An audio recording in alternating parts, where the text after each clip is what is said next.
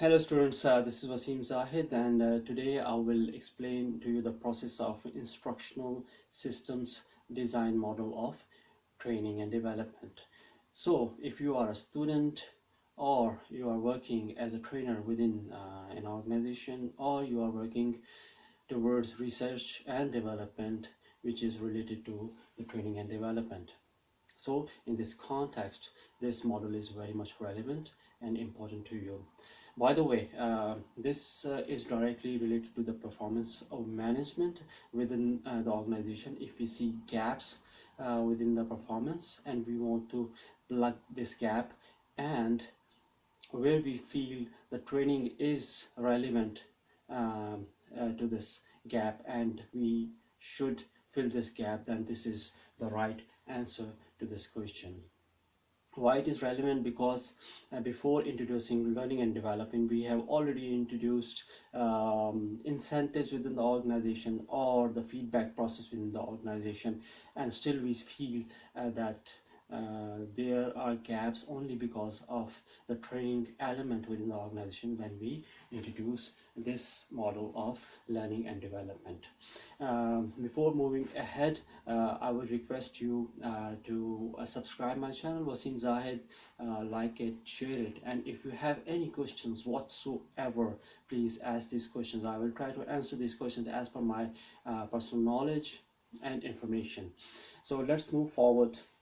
The previous version of the older version of this ISD model is AD model. AD is the abbreviation of analysis, design, development, implementation, and evaluation. And this ISD model is a modern version where the overall process is divided into three different zones. And the first one deals with the needs analysis, where we analyze the organization, the staff, the people, and the tasks. Why we analyze the organization? Because if we have set standards within our organization and we want to see the organizational effectiveness to that level, and we are still lagging behind, and there are reasons in terms of the employee knowledge and skill, then we work on it and try to find the need within it. The second thing is the task itself. The tasks the employees are doing are in a way which is not up to the level or what is required by the employees. So we focus on this gap as well. Then the third factor is the person analysis, where we analyze the performance of the employees, and we work on it to find out the gaps between the required performance level and the existing performance level. So this is needs analysis. The second step is training design and delivery. It's very critical because it lies within the center of all this overall this model, and there are four basic elements to this part. And this one is finding out the objectives of the overall intervention that we are going to do or planning to do. The second step is the contents of this training. What items should we add into our training model or training program?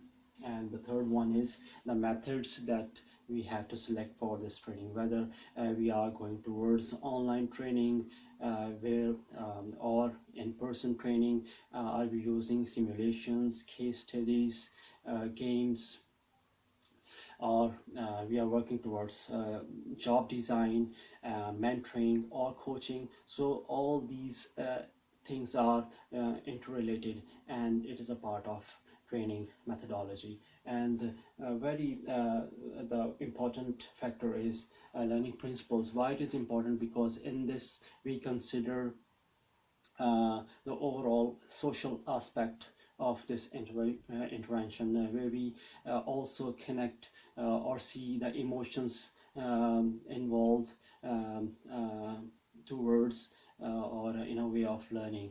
And the third one is the diversity, because we have to understand different levels of understanding with different people, so the diversity is another context.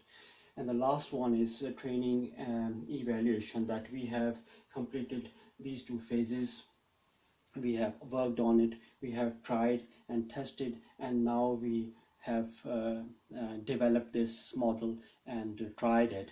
Now the time is evaluation, because this is critical in a sense that if there is a cost involved in the whole process, and the cost of gap is too much, and the cost of developing this model is less than this loss which is by not introducing this model, then this is the success. It shows that the ISD model is successful.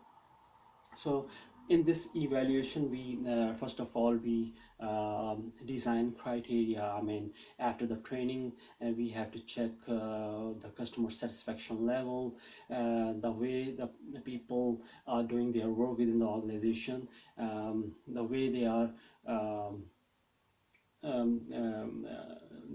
they are performing their jobs as per the duties that are assigned to them, and as per the skills and the knowledge levels that are associated with this job.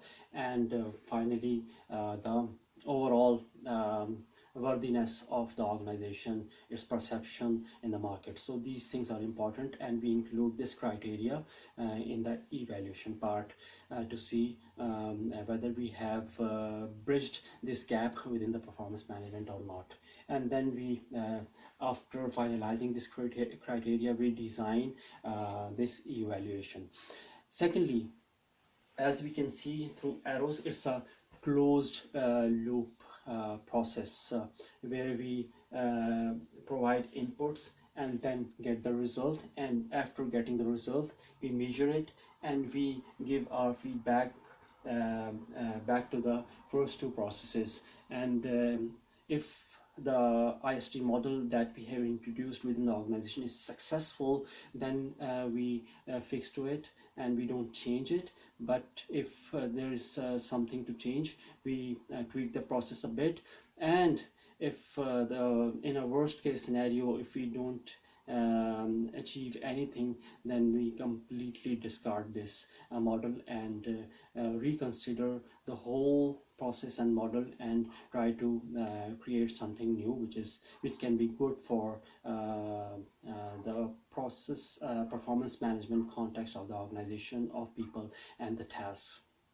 So this is the overall process, and we call it the IST model, Instructional Systems Design Model of Training and Development, which is very effective. But the success relies on the work that we have conducted in order to design this whole model within our own context, within our own organization. So this is all about IST model. I hope you have learned something important from this model.